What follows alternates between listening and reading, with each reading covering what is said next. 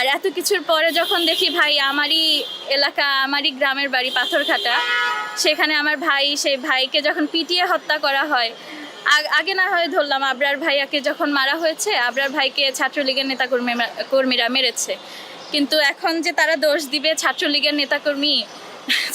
নেতাকর্মীরা কি আছে দেশে এখনো? আর ধরলাম আছে এক দুইজন, বাকিরা হলে হলে সমন্বয়ক। এত সমন্বয়ক কোথা থেকে আসলো ভাই? এত সমন্বয়ক তো ছিল না। আন্দোলনের সময় এরা কোথায় ছিলেন? তারা কিভাবে দায় এড়াবে? তারা কি আনসার দিবে? এই যে একজন কালকে আনসার দিল, আবেগ কাজ করেছিল তাই জন্য মেরেছি, এটা কেমন অ্যান্সার? আপনারা তখন সাংবাদিকরা জিজ্ঞেস করেন নাই এটা কীরকম অ্যান্সার, এটা কীরকম কথা?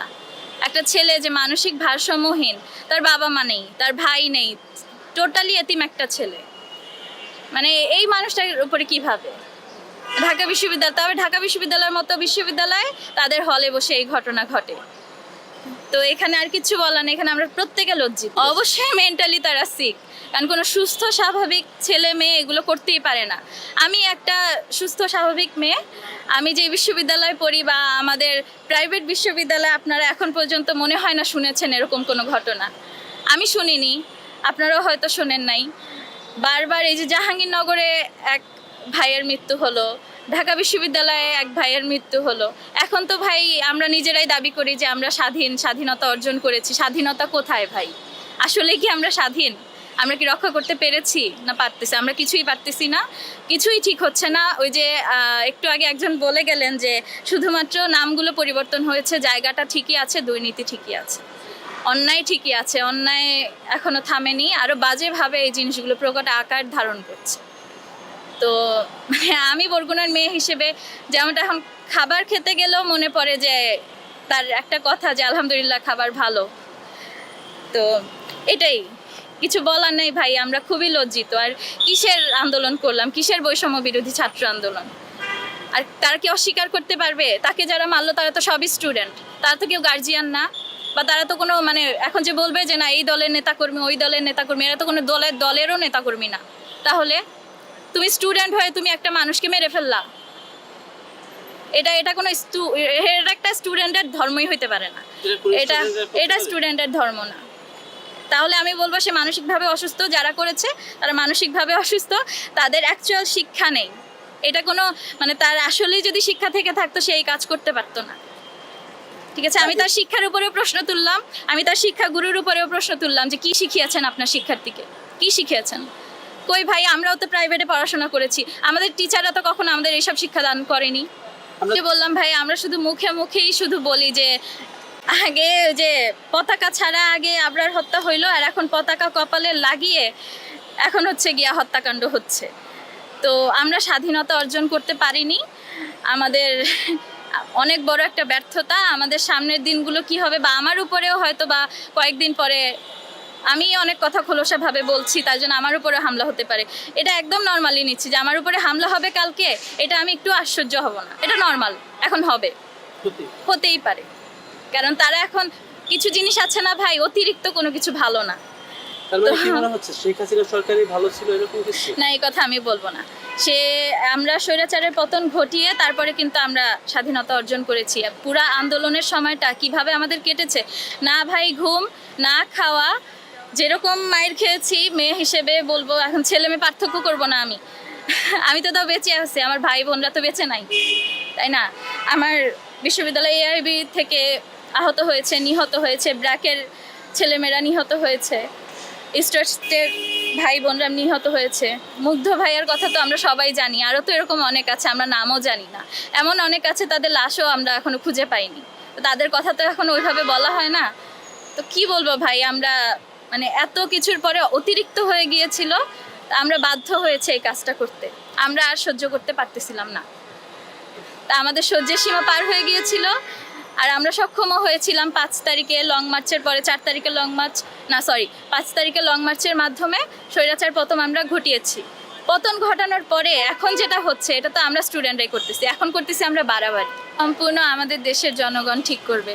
তাদের যদি মনে হয় যে না আমাদের বিএনপি সরকার দরকার, আমাদের আওয়ামী লীগ সরকার দরকার, তাদের এখন সম্পূর্ণ ডিসিশন তাদের হাতে।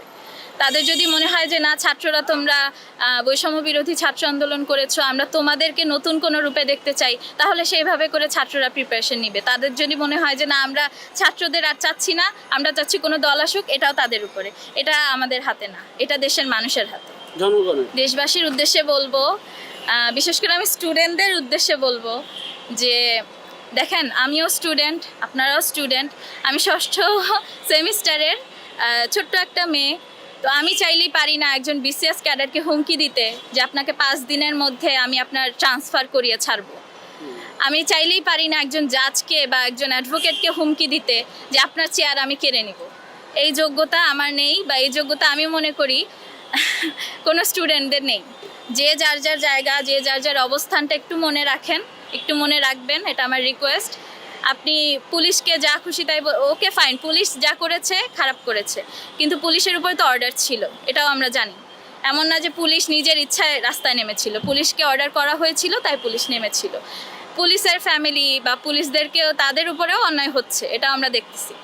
বা কালকে যে ঘটনাটা, আমার ভাই মারা গেল, সেখানে অনেকেই বলতেছে আর্মি কি করে, আর্মি কি, আজব তো, আর্মি কি করবে, আর্মির হল ঢাকা বিশ্ববিদ্যালয় কি আর্মির? আর্মি কি করবে?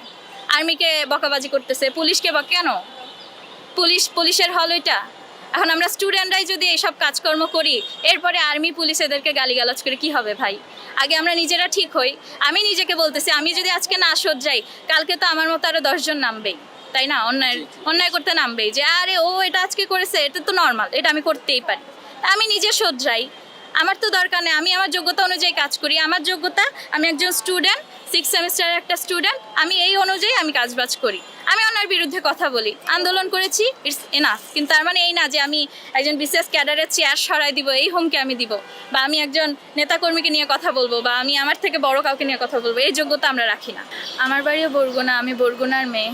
তো আমার জন্য বিষয়টা খুবই কি বলবো, মানে অনেক বেশি দুঃখজনক আর অনেক বেশি লজ্জার যে এই দেশ স্বাধীনতার পিছনে এই 5ই আগস্ট, এই বৈষম্য বিরোধী ছাত্র আন্দোলন, সব কিছুর সামনে থেকে আন্দোলন করা, লড়াই করা, আমি আমার আমি আমার ভাইদেরকে সেভ করতে পারলাম না।